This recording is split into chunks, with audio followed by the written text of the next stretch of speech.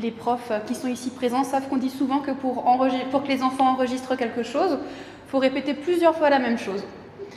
Alors je vous propose que comme ce texte est vraiment très riche, on le réécoute ensemble une deuxième fois.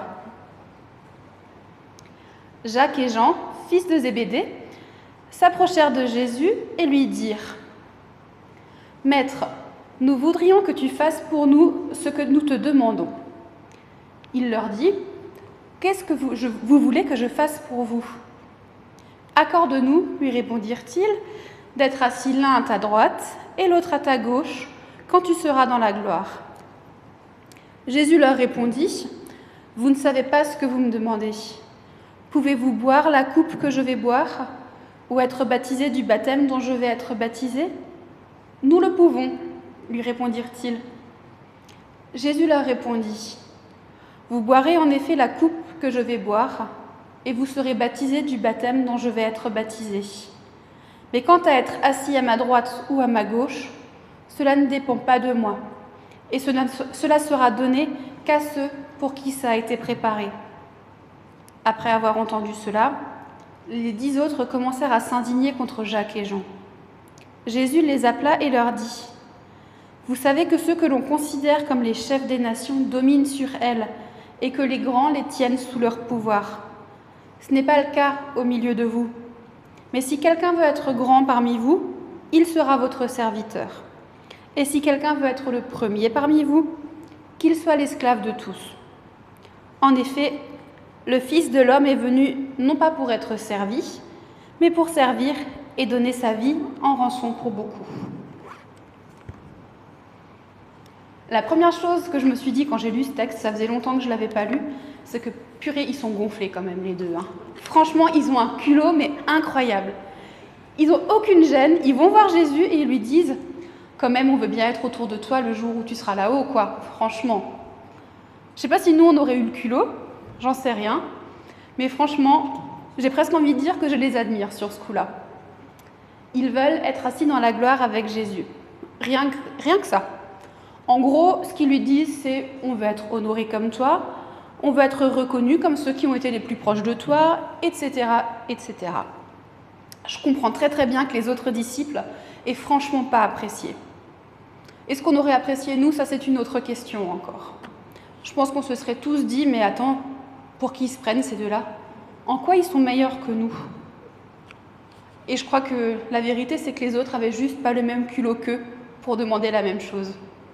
Franchement, je crois que n'importe qui ici a parfois envie d'être honoré, a parfois envie qu'on reconnaisse sa place, a parfois envie qu'on valorise un peu qui il est. À un moment dans nos vies, et ceux qui me diront que non, c'est tous des menteurs, on a tous eu envie d'avoir un peu de pouvoir ou un peu de puissance. Dans une mesure qui est parfois différente, de manière très différente, certes, mais franchement, qui n'a jamais eu envie d'avoir une place, d'avoir une position sociale, peu importe laquelle? Franchement, je crois qu'on en est tous là parfois. Et c'est juste normal, c'est humain. C'est humain, c'est pas plus grave que ça. Je me souviens un jour de quelqu'un qui a pleurniché « De toute façon, c'est toujours les mêmes qui décident. » Ce genre d'attitude, parfois, ouais, on les a aussi. C'est un peu moins cool, mais aussi, une fois de plus, c'est très humain. C'est ça aussi, avoir la volonté de pouvoir avoir un pouvoir de décision, avoir le droit de choisir, avoir le droit de décider. C'est tout ça. Et franchement, l'attitude des disciples, pour moi, elle est tellement humaine qu'elle est vraiment normale. On ne peut pas leur jeter la pierre parce que je crois que n'importe qui d'entre nous, avec un peu de culot, aurait pu demander exactement la même chose à Jésus. Je crois qu'on est tous d'accord, hein. Je vous vois hocher de la tête. Mais j'imagine quand même, pardon de le dire comme ça, mais la tronche des autres disciples quand ils ont entendu ça et les tensions que ça a dû créer dans le groupe. Imaginez un peu, vous êtes un groupe de 12 bonhommes, plus Jésus et quelques autres, vous ne vous êtes pas choisis, c'est quelqu'un d'autre qui vous a choisi et vous vous retrouvez à vivre ensemble en non-stop, 24 heures sur 24, 7 jours sur 7. Et là, dans le groupe, il y a 2 gugus qui décident qu'ils veulent non seulement être parmi les 12, et c'est déjà une chance, mais en plus être les plus proches du maître. J'imagine même pas la jalousie et les engueulades qui ont suivi. Faut pas croire que le groupe des disciples était meilleur que nous, hein. C'était juste la première église, c'était la première communauté qui était rassemblée autour de Jésus, et comme dit, entre eux, ils ne s'étaient pas choisis. Imaginez l'ambiance entre des pêcheurs, un collecteur d'impôts, un gars qui était plutôt un terroriste. Franchement, je crois que ça ne devait pas être rose tous les jours. Ce qui est plutôt une bonne nouvelle aussi pour nous, parce que ça veut dire que c'est normal que dans l'église, ça ne soit pas rose tous les jours. Ce qui n'est pas normal, c'est de mettre ça au centre et de ne pas garder Jésus au centre. Ça, c'est plus problématique. Je pense que c'était vraiment chaud à ce moment-là entre eux tous. Et j'ai envie de vous poser la question que je vous ai posée tout à l'heure. Comment est-ce qu'on aurait réagi, nous, si quelqu'un de très proche de nous, de notre communauté, de notre cercle le plus proche, avait fait cette demande à Jésus? Parce que ça veut quand même dire, en fait, quand ils font cette demande, qu'ils veulent être au-dessus de leurs potes, ils veulent être au-dessus de leurs amis, ils veulent être meilleurs que leurs amis, ou en tout cas que ceux avec qui ils cheminent au quotidien. Ça veut juste dire, on se croit supérieur à toi. C'est quand même pas super agréable, quoi. Et en même temps, je trouve qu'il y a quelque chose de très beau dans le fait qu'ils osent venir voir Jésus en lui posant la question. Parce que ça veut dire qu'ils étaient assez en confiance avec lui, qu'ils étaient assez proches de lui pour savoir qu'ils pouvaient tout lui demander. Au pire des cas, il dirait non, ou en tout cas, il dirait peut-être pas de cette manière-là, mais en tout cas, il ne les renverrait pas et il ne les enverrait pas sur les roses. Ils se sentent en sécurité. La preuve, c'est est-ce que Jésus réagit mal? Pas du tout. Finalement, sa réponse, elle est relativement amicale. Il n'est pas du tout en train de les engueuler. Il commence simplement par leur dire les gars, est-ce que vous réalisez ce que vous êtes en train de me demander? Est-ce que vous réalisez vraiment ce que vous me dites là? Et en fait, moi, je crois qu'il leur pose la question quand il leur demande est-ce que vous êtes prêts à boire la coupe que je vais boire et à vivre le baptême que je vais vivre? Il sait très bien qu'ils vont lui répondre oui. Mais Jésus pose toujours la question avant d'apporter la réponse. Avant de guérir un malade, avant de faire quoi que ce soit, il demande toujours est-ce que c'est vraiment ce que tu veux ou qu'est-ce que tu veux que je fasse pour toi? Pourquoi? Parce que c'est aussi une manière de mettre notre foi en action. Parce qu'il sait déjà très bien ce dont on a besoin. Il connaît nos vies, il connaît nos cœurs. Mais en même temps, le fait de le lui dire, ça veut dire qu'on lui fait confiance, ça veut dire qu'on lui remet déjà la situation en main parce qu'on croit qu'il va agir. Et c'est déjà la première étape en fait. Pour qu'il puisse agir, c'est lui dire « je te laisse la place pour le faire ». La réponse de Jésus, c'est ce que vous voulez? Ok. Mais est-ce que vous savez vraiment ce que vous me demandez? Vous êtes sûr de vous? Vous êtes vraiment prêt à tout abandonner? À porter votre croix et à me suivre? La réponse de Jacques et de Jean, elle ressemble un petit peu à celle de Pierre quand même. Oui, oui, Seigneur, bien sûr. Sauf que c'est pas si facile. Mais ils annoncent déjà ouvertement qu'ils sont prêts à mourir pour lui. Finalement, ce qu'on retrouve derrière la pensée de Jacques et de Jean, c'est quelque chose qui est quand même très juif. À l'époque, quand on était un rabbin, on était honoré, c'était un honneur d'être les disciples d'un rabbin, ça voulait dire qu'on avait une place, ça voulait dire qu'on avait un statut, ça voulait dire qu'on était reconnu. Et pour des gars qui étaient pêcheurs ou qui étaient des petites gens, c'était pas rien en fait. C'était sûrement des gars qui avaient été tout en bas de l'échelle et qui d'un coup avaient peut-être une possibilité d'accéder à autre chose. Et franchement, ça aussi, c'est juste humain et on peut que les comprendre. Ceux qui ont vu la série The Chosen, je ne sais pas si vous avez vu, mais quand on voit les pharisiens, en fait, on réalise qu'en fait, c'est pas n'importe qui. Les chefs religieux, c'était vraiment pas n'importe qui. Et je ne sais pas si vous vous souvenez du personnage de Samuel. En fait, c'est un des rabbins pharisiens qui est un disciple de Nicodème. Et je trouve qu'il est très bien mis en scène parce qu'on voit tout ce besoin d'être reconnu et d'être rattaché à quelqu'un de connu, en fait. Parce que son identité dans la série, en fait, elle est donnée par le fait qu'il soit disciple de Nicodème et qu'il ait été formé par Nicodème. Et finalement, c'est ce qu'on retrouve un peu chez Jacques et Jean. Leur identité, en fait, elle passe, ou en tout cas, ils ont l'impression qu'elle va passer à travers le fait d'être disciple de Jésus. Et en ça, c'est juste à 100%. Mais Jésus, il déplace un petit peu la situation. Alors oui, leur identité, elle est dans le fait d'être enfants de Dieu, d'être des amis de Jésus. Mais il y a quelque chose qu'ils n'ont pas compris. C'est que leur identité, c'est celle-là et elle ne changera pas. Mais c'est que pour être reconnu, pour être grand, comme le texte le dit, il va falloir commencer par être serviteur. Et ça, c'est pas très drôle quand même. Je crois que c'est un des thèmes qu'on ne prêche jamais parce que sinon l'église se viderait. Qui a toujours envie de servir? Celui qui me répond oui peut baisser la main tout de suite parce que c'est un menteur. Non mais voilà, on va remettre les choses tout de suite dans leur contexte. Il faut arrêter de croire qu'on a toujours envie de servir. Il faut aussi arrêter de croire que c'est toujours facile. Il y a des jours où on n'aura pas envie. Mais en même temps, j'ai envie de nous dire qu'on est tous appelés à servir différemment. Alors ça commence par s'aimer les uns les autres. Jusque-là, dans la théorie, ça va. Dans la mise en pratique, par contre, c'est là que ça devient un peu plus compliqué quand même. Est-ce qu'on s'aime toujours ? On dit que oui, on est un peu censé le faire quand même. En tout cas, on reconnaîtra difficilement que ce n'est pas toujours le cas. Est-ce qu'on sert toujours les uns les autres ? Est-ce qu'on met toujours cet amour en pratique ? Peut-être pas toujours suffisamment. Et pourtant, on a quand même le meilleur des modèles, Jésus. Paul nous dit dans une de ses épîtres, « Il faut que moi je diminue pour que lui il puisse augmenter en moi ». Et pour moi, c'est aussi une description de l'attitude de serviteur que nous, on doit avoir. Jésus, il plaçait toujours les autres avant lui. Alors, ça ne veut pas dire qu'on doit, on va remettre les choses dans leur cadre, mais quoi qu'il en soit, l'attitude de Jésus, c'était toujours « Je suis venu pour servir, donc je fais passer les autres avant moi ».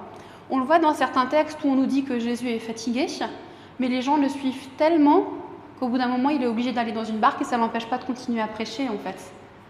Il fait toujours passer les autres, les besoins des autres avant lui.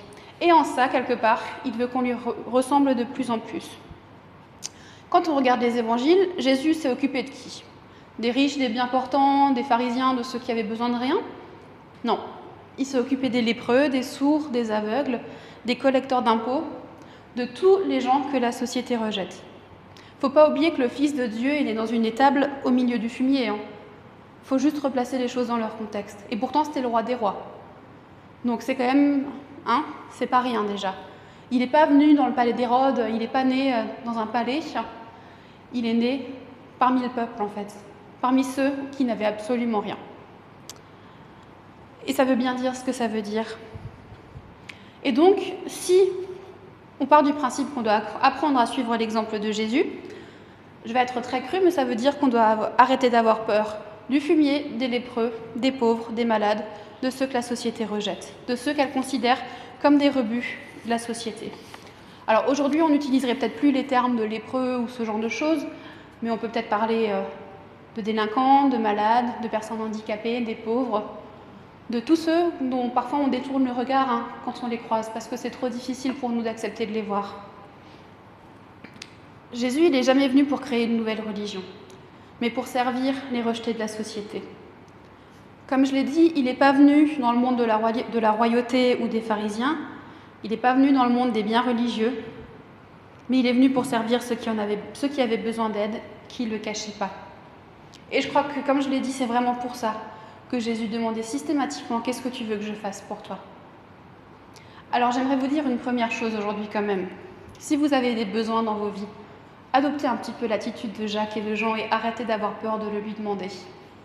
Ayez juste parfois le culot de lui dire « Jésus, j'ai besoin que tu fasses ça dans ma vie ». Il vous répondra. Peut-être pas de la manière dont vous avez envie, mais quoi qu'il en soit, il vous répondra toujours. Pour revenir à la question du service, c'est vraiment quelque chose qu'on n'aime pas entendre quand même. Et pourtant, c'est tellement primordial. Parce que c'est la raison ultime qui a poussé Jésus à venir sur terre, qui l'a poussé à accepter de quitter le confort du ciel avec son papa pour venir naître dans du fumier et mourir sur une croix, pour nous réconcilier avec le Père. C'est ça le premier service de Jésus qu'il nous rend. J'aimerais aussi nous dire il faudrait peut-être qu'au lieu de jalouser les grands orateurs et de nous dire que leur vie, elle doit toujours être tellement facile et tellement simple, on réalise peut-être que le prix qui est payé derrière est immense et que le prix du service est immense. J'oublierai jamais, il y a quelques années, j'étais dans une conférence pour les jeunes, quelque part en Allemagne, chez quelqu'un qu'on n'a pas le droit de citer. Et il y avait un des orateurs qui était là, qui avait un vrai ministère d'évangéliste auprès des jeunes et des gens de la rue. Et en fait, ce monsieur, donc c'était un monsieur qui devait avoir la cinquantaine déjà, je pense, il était venu et puis il nous avait vachement touchés parce que avant de prêcher, en fait, il avait passé la matinée à nettoyer les toilettes parce qu'elles avaient besoin d'être nettoyées. C'est ça l'humilité et le service même, en fait. Il aurait très bien pu dire « c'est pas mon job, je suis là pour prêcher, je suis là pour guérir les malades et pour évangéliser ».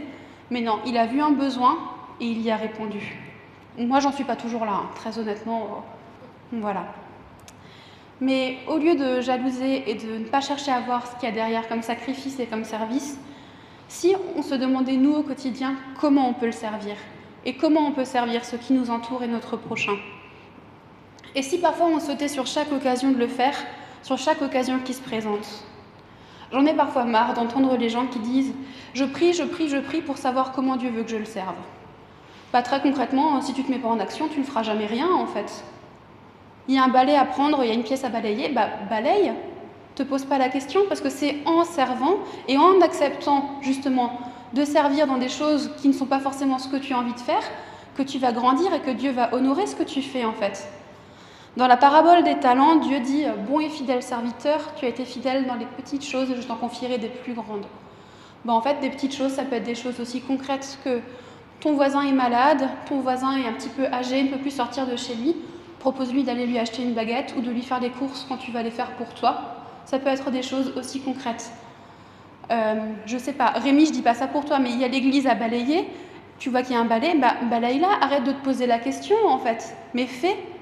Tu vois qu'il y a quelque chose, c'est ça se mettre au service aussi. C'est ça se mettre au service de Dieu, mais c'est aussi ça se mettre au service du prochain. Alors qu'est-ce qu'on attend parfois pour nous lancer ? Qu'on n'ait pas envie, c'est juste normal, on est humain.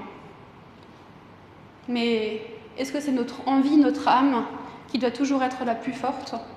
Ou est-ce que c'est simplement notre esprit qui doit être en communion, en non-stop avec le Saint-Esprit, qui doit nous dire « Regarde là, là peut-être que tu peux rendre service. Là peut-être que tu peux te mettre au service de quelqu'un, d'une communauté, d'un endroit. Et là peut-être que tu peux grandir et devenir de plus en plus comme Jésus l'était. » Et je crois vraiment du plus profond de mon cœur, que si on est fidèle dans les petites choses, si on accepte de servir dans les petites choses, Dieu va nous en confier des plus en plus grandes. Et que non seulement ça va nous donner une place, ça va valoriser qui on est, mine de rien, humainement aussi, parce qu'il faut être honnête aussi, on a besoin d'être valorisé humainement, même si finalement la seule valeur qui compte, c'est celle de Dieu. Mais mine de rien, ça va simplement nous faire grandir en Jésus, ça va nous permettre de lui ressembler de plus en plus. Et l'honneur qui nous attend là-haut, c'est par là qu'il commence en fait. On sera tous sauvés, tous ceux qui croient en Jésus seront sauvés. Ça c'est indéniable. Mais est-ce qu'on a envie d'être accueillis le jour où on sera là-haut ? En entendant « je suis content de te voir », parce qu'il le sera vraiment, content de nous voir, ou est-ce qu'on a envie d'entendre « bon et fidèle serviteur, tu es rentré à la maison ». Et c'est une vraie question que je nous laisse. C'est ni un jugement, ni quoi que ce soit. C'est une vraie question que je nous laisse. Et c'est un apprentissage de toute une vie. Donc c'est pas grave, peu importe là où on en est. Il y aura automatiquement des fois où on n'aura pas envie, où on ne le fera pas. Il faut être honnête aussi. Mais la chose qui compte, la chose qui touche vraiment le cœur de Jésus et de Dieu, et qui touchera le cœur de ceux qui nous entourent et qui ne les connaissent pas, c'est de voir qu'on accepte de grandir dans ce cheminement et qu'on accepte de grandir avec lui et en lui, et qu'on accepte de le laisser toucher nos cœurs pour que servir, ça devienne de plus en plus naturel. Amen.